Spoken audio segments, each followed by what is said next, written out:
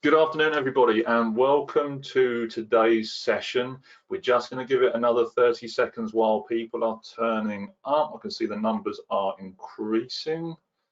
I want to say thank you to all of you people for turning up early. Hugely appreciated. I massively value your attention and your desire to engage and your time to be here and commit to this. It means massive amounts to myself and the MBM team. And it's a massive thank you from me and a massive thank you from your future self for anything that you're going to pick up in this that's going to help you to develop yourself and move yourself forward in your business, your careers, and with your teams as well. So thank you from us and thank you from your future self as well. Let's just give it 30 seconds and wait for a couple more people to arrive.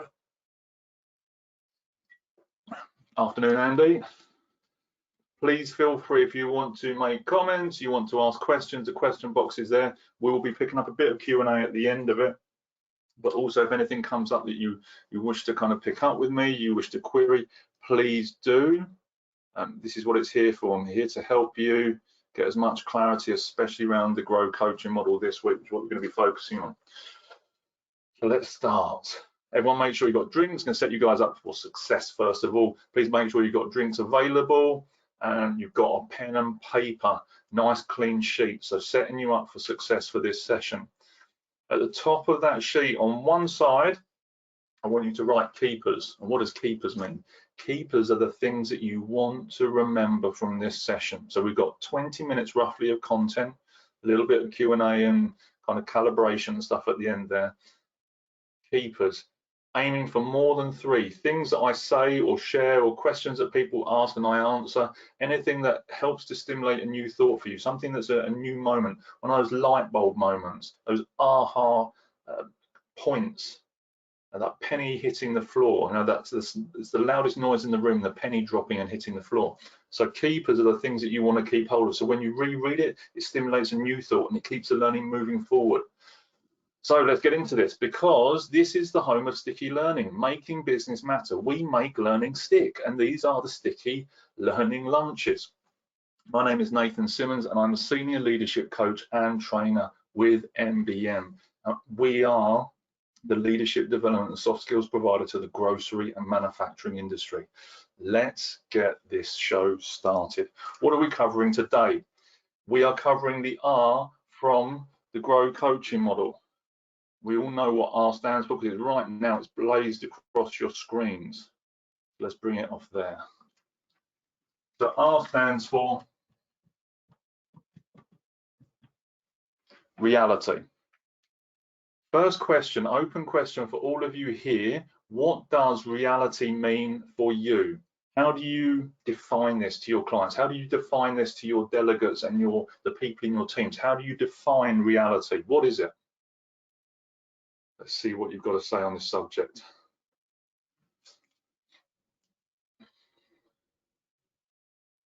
Truth as I understand and see it, absolutely. What else does reality mean for us? Reflect on clients' current situation, help them become aware of their reality, absolutely. So we're getting them to reflect on the current situation they're in. The current situation, their perception, absolutely. Key thing with perception is, as some of you may know, and let me clarify this with you, perception is reality, okay? It's also a lie. What do I mean by this? It's because the way that someone sees something is their version of reality. Whether it's true or not to the wider whole is neither here nor there. According to them, it's their reality. So never argue with someone's perception. Give you a really tangible understanding of this. Imagine someone that is colorblind, that maybe they don't see green, or maybe they don't see red the way that we do. Maybe they don't see it at all. Maybe they see oranges or the same color across the board. You can argue with them until you're blue in the face that roses are red and grass is green and this, that, and the other, but they'll never be able to see it because that's not their reality. Super great point there. Thank you very much for that, Jane. Appreciate it. So the reality is where someone is right now. It's everything that has preceded this moment, everything they have learned, everything they have experienced, how they see the world, where they're planning, or how they interact with things, the lessons that they've learned along the way. This is the reality, the here and now and the current. There are some challenges though with the way that we've learned to deal with reality, and we're going to be covering those today. So we've got 3 points. The first one here is about big goals, and we're going to come back into that so we make sure we're focusing in the right way into the reality. How we can then be overwhelmed by the journey that's in front of us, and then how we learn to maximize what's come before us until this point, what we've done and the journey that we've taken. So we need to use these 3 points to help keep the brain engaged in the right way. The first thing, big goals. Number 1.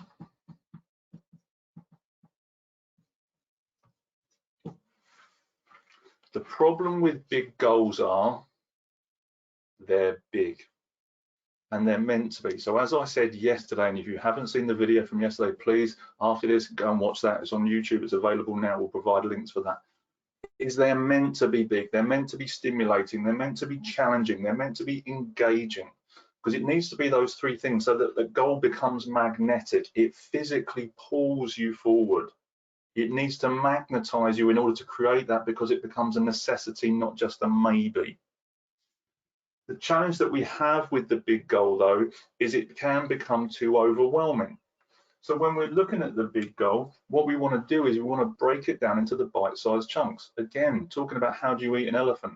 You don't do it in one mouthful. You chop it up into smaller bite-sized chunks so that you can learn to deal with it. Some of those will be your smaller goals that then slot into that bigger one.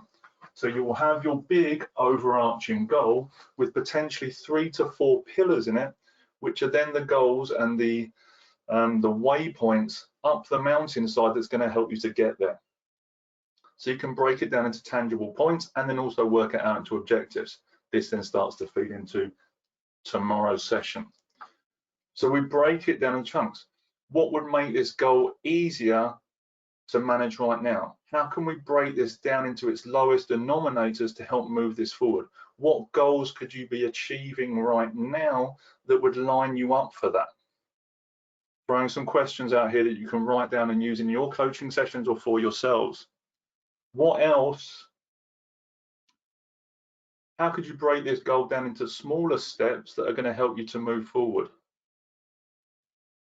How can we feed into that? How does the 3-month goal feed into a 12-month goal? What does that look like? So we start to break this big goal down into smaller elements that we can work on. The second thing that we want to be looking at is our mindset around this.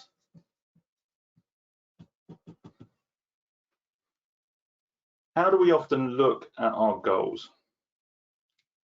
Something I talk a lot about with people is when we're looking at the growth mindset, when we're looking at how we work inside our comfort zones.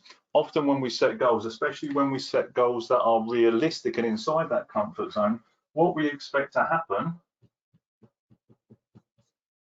is this is us moving towards our goal. We think the journey, crikey, that green is not working at all. We think the journey is going to look like this. A nice straight road, nice and simple. Here's my goal, here's me, and this is the journey. And then what happens? What normally happens when we think everything's going to be plain sailing? Open question to you. What normally happens when we think everything's going to be plain sailing as we're moving towards our goal?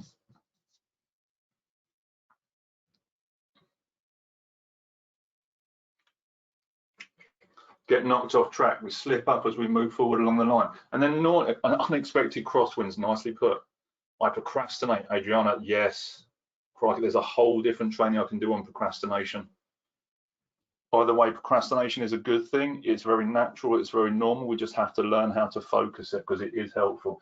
We have this idea of the world's going to be perfect and, oh, look, I'm just going to go over there and it's all going to be normal. But what happens is you're going along here, the smallest hiccup here, and all of a sudden, you've got a problem. And then you start to procrastinate, even though it was the smallest dent. The slight crosswind or the slight curve to the expectation causes a problem, because the outside, the expectation you have in your head doesn't match up with the reality outside, and then it creates frustration. But what happens is, the moment we start doing this and we start getting this reality of what's going on, what we actually see is, here's the goal, and it's more like this.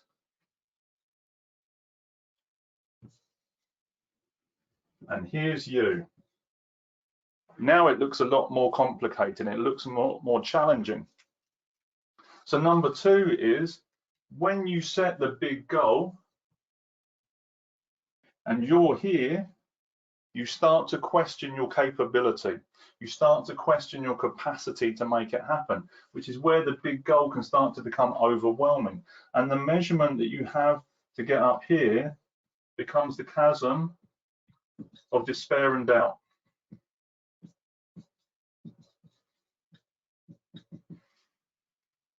Who do I think I am to do that? Why me? I've got more than enough going on. So we have this fear of, or the 2 fears that start to kick in, and we look at this a little bit with procrastination. Exactly, someone mentioned here about COVID-19. We didn't see this coming. Actually, quite a lot of us did when you read the articles. We think everything's going to be plain sailing, and something like this happens. Blockbusters thought they were going to be renting out DVDs and videos for a very long time. Kodak thought they were going to be printing people's photos for a very long time. They all thought it was going to be plain sailing, and the smallest hiccup in the road caused a problem. When we create the big goal, we see the journey ahead of us, and we go into this space of the chasm of despair and doubt, and the fears kick in. The fear of not enough, the fear of not rich enough, tall enough, intelligent enough, educated enough, connected enough, whatever. And we start to feel this fear. Who do I think I am in relation to this? And who do I think I am to think that I can make that happen? The second fear that kicks in is the fear of losing face and respect. If I try doing this and I fall down, will people think less of me? And we learn these fears at a very young age. But even worse than that, we often go into this space, well, what if I succeed? Will people think less of me? Will they think that I have become arrogant or overconfident in what I'm doing? So rather than even trying it, for the fear of people thinking less if you fall down, or even succeeding and people thinking less of you because you made it, you do nothing and you stay here. So number 2 is understanding this sensation of, when you look at the big goal, where you are right now, with the learning that you have, with the capabilities that you have, this can appear daunting, so we break it down. But when we do the reality questioning, it's about celebrating and helping ourselves and helping the people that we work with understand how far they have actually come and what they're actually capable of when they turn around and look at what's happened before this very moment, where they've succeeded, where they failed. I'll say it again 1,000,000 times before I die. Failure is not the opposite of success. Failure is the route to it. And when you can take that failure and turn it into a valuable lesson, you will move forward faster. So when we're working with ourselves and the people, and we're asking these reality-based questions, what have you learned? When did you fail, and what did you get out of that that's moved you forward? What have you tried so far? What have your experiences been up until this moment? What is it you learned before that's going to help you again to move forward? How far have you come? Here's a question for everyone, and you can share this in the questions, and I won't put in, I don't think anyone can see what's going up on the question. I think it's only to me. But even if you're going to share this in the chat, it's quite a funny exercise. Everyone type in their first salary. So the first job you ever had, type in your salary in the questions or the chat box so I can see them. Chat box if you want other people to see them. Someone's written here, 8,500. What other salaries have we got? £7.50 per day, crikey. £26 per week, yes. Sound like youth training to me, Colin, because that's what I was on at £35 a week when I had my first proper job. 10K, 9K, 3,500. Good, any more for any more? First salary, type in your first salary for your first job you ever had.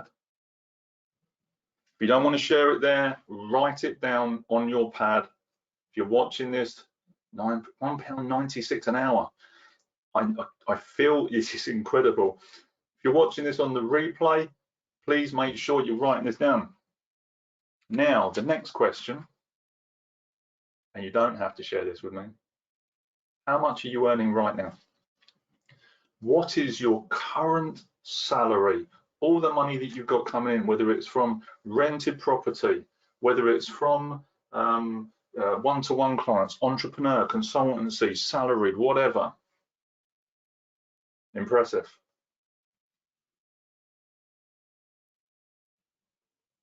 Absolutely.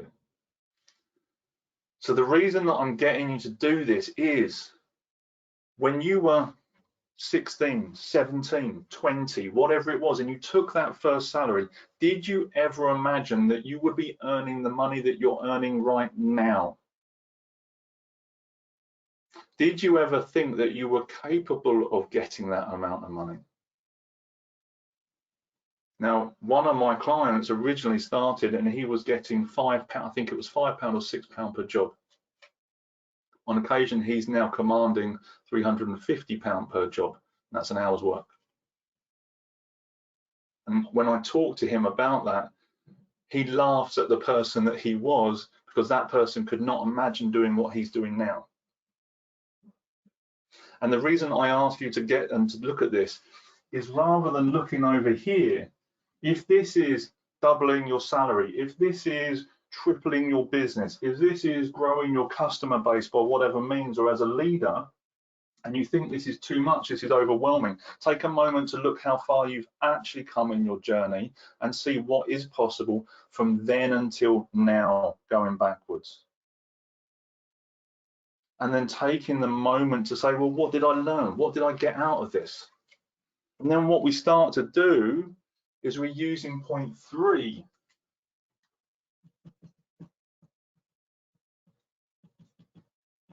which is an educated reflection. You take a moment to think about how far you've come to now, what you've learned, what are the ideas, who's giving you advice, what you can then squeeze out of that advice for yourself and for other people by looking at the lessons learned, the times that you scratched your knees, like the man in the arena from the speech. You know, it's about being in the fight. It's about getting the scrapes and the cuts, and it's about being knocked down, and it's about still standing up again, learning from it, developing from it, and then moving it forward. Because what got you here may not get you there, but it certainly is the platform that's going to make that happen. So when we take a moment to look back and get grateful and show gratitude for what it is we've learned, how far we've come, and then we can start to understand what it is we can contribute in here that's going to make this happen. Because when we're looking up here and we start complaining, you cannot activate solutional thinking while you're complaining. At the same time, though, if you look back and see how far you've progressed and what you've got and how far you've developed, you can then shift that thinking, face it forward, and then you can start to think about what you need to put in place that's going to get you from here to there with that reality. Hope this is helping today. Crikey, we're almost on time. What has been useful? I haven't got a clear line of sight on my clock and I didn't realize what the time was. What's been useful so far from today? Please let me know in the questions box or the chat box what has been useful from today's session around the reality section of the Grow coaching model and some of the mindsets around this.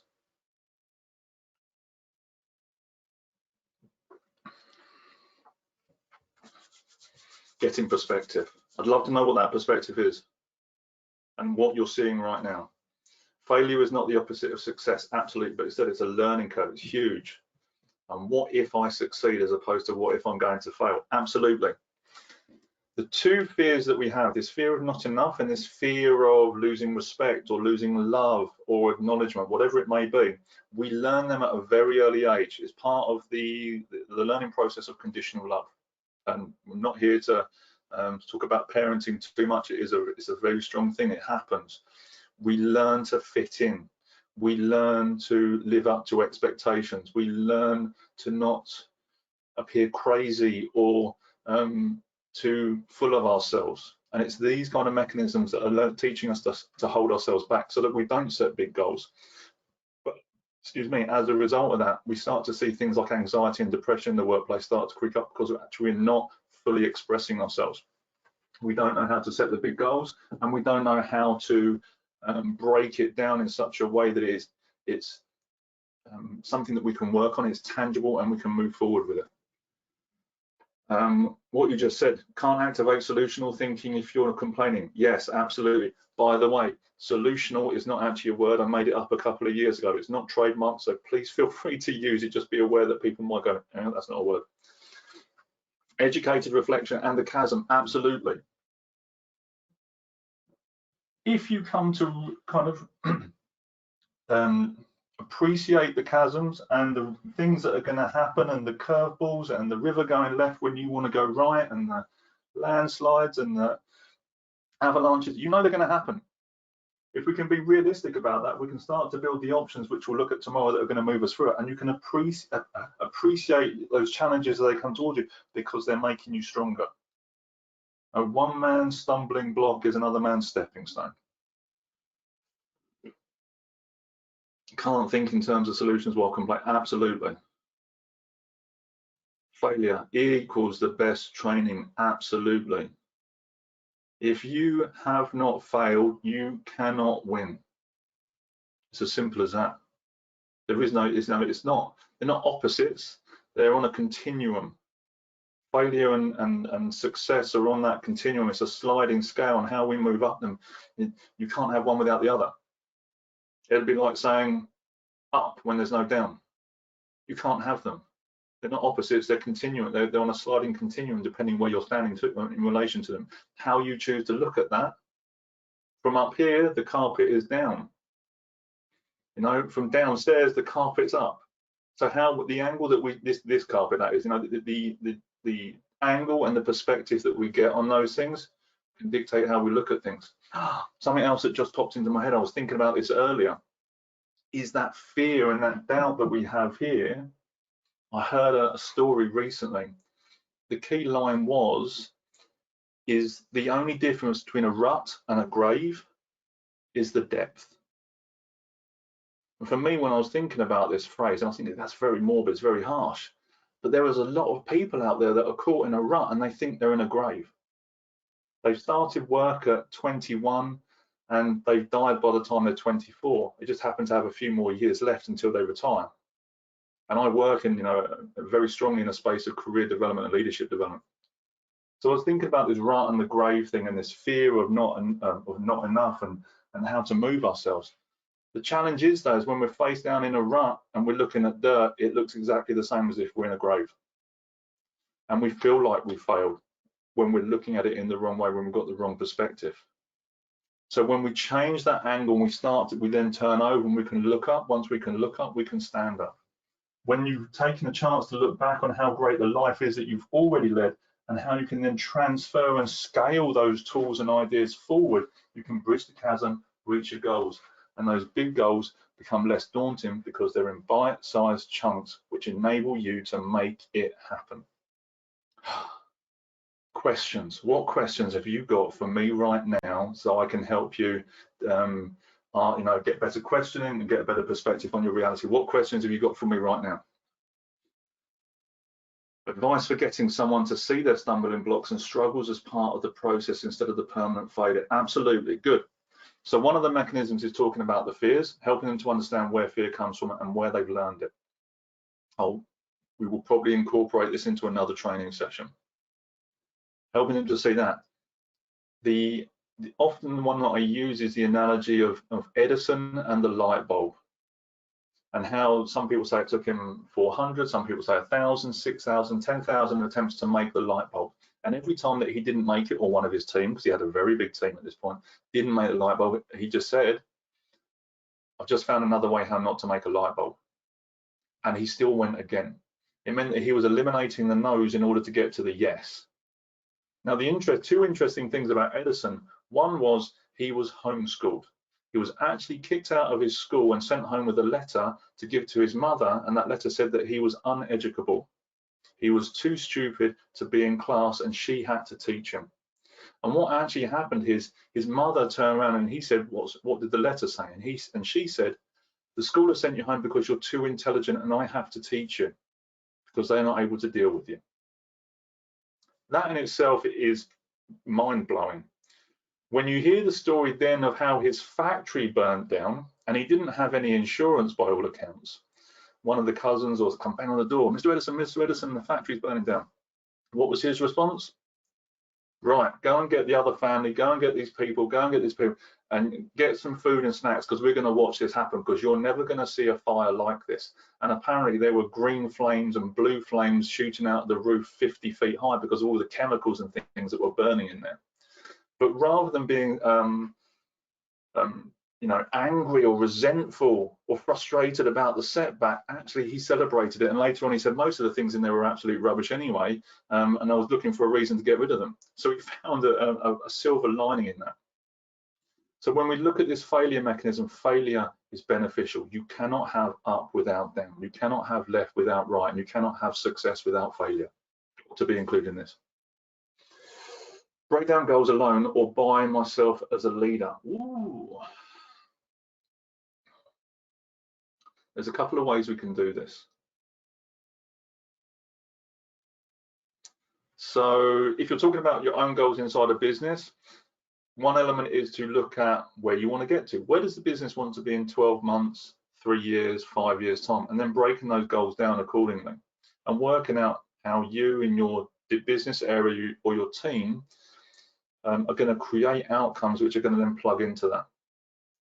Now, you may want to sit down and deliberate this yourself to come up with some ideas, because maybe as a leader, you have a bit more business acumen than your team do. You've got a bit more awareness than maybe they're, I don't like to say allowed to have, but maybe there's certain elements you're more aware of as a leader that will support you creating some goals. What I would then suggest is, from when you've got that line of sight and some ideas yourself, is then include and incorporate as many of your people as you possibly can. And you might ask them, well, what are their expectations? What would they like to achieve? How would that feel if they made that? What would it be like to be in that place? What would they like to contribute to that? So you start to create some extra additions to that goal, which is their parts of it, so it becomes inclusive. And then they can start to build those tangible actions of things they actually want to give to make it happen.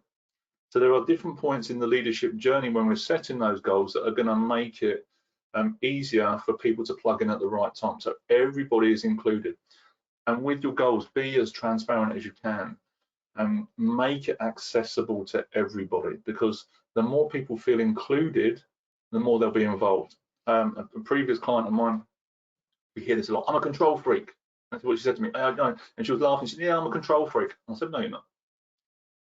You just want to be included. Which completely blew her mind, and it blew mine as I was saying it. How many people do you hear in your business saying, I'm a control freak and I want this and I want to do that? It's because they don't feel like they're involved in the full situation. The moment you feel involved in the situation, you actually try and control it less. And the more you're trying to constrict it and keep hold of it, the less it actually happens, because you can't let it go to grow to do what it needs to do. And the moment you're involved with it, you'll actually be there to nurture and flourish that situation. So as a leader, if you're the leader and you're the head of the business, maybe you want to do a little bit of reflection, do some meditation, take time on your own. I've got a new deck of cards, actually. We haven't even got these published yet. It's the leadership deck. It's going to be phenomenally powerful. That will help you to do this on your own, and also to reflect on your own skill sets. I hope this is helpful. Coaching questions, couple of links. One, we've got tomorrow's session. If you haven't booked onto tomorrow's session, the first thing you need to do is get booked on for tomorrow's session. We're going to be looking at the options over here and things we can do to start making this happen. Also, the coaching deck. We've got the coaching decks available. It's £5 for the coaching deck. It's 80 questions to help you get the best from yourself and the best from the people around you. And finally, the virtual classrooms.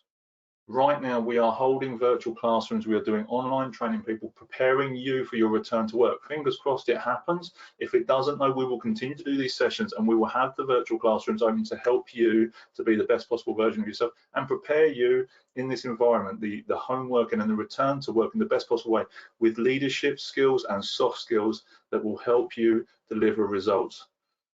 Thank you very much for the day. On a scale of 1 to 10, 1 being not at all, 10 being absolutely, how useful was today for you? Keen to hear. 8. Any more for any more? 9 with an exclamation mark. Thank you, Julie. Love it. Thank you. 10, amazing, appreciated.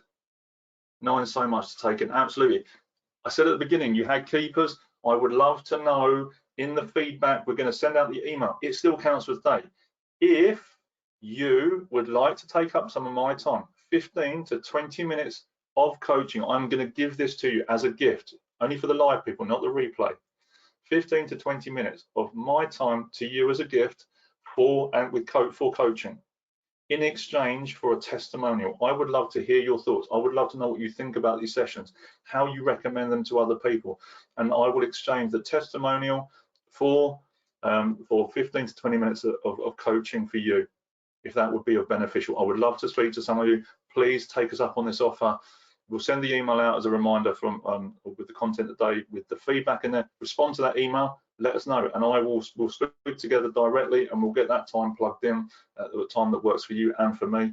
And I would truly love to have that conversation. Thank you very much for today, and I look forward to speaking to you tomorrow. Thanks a lot. Speak to you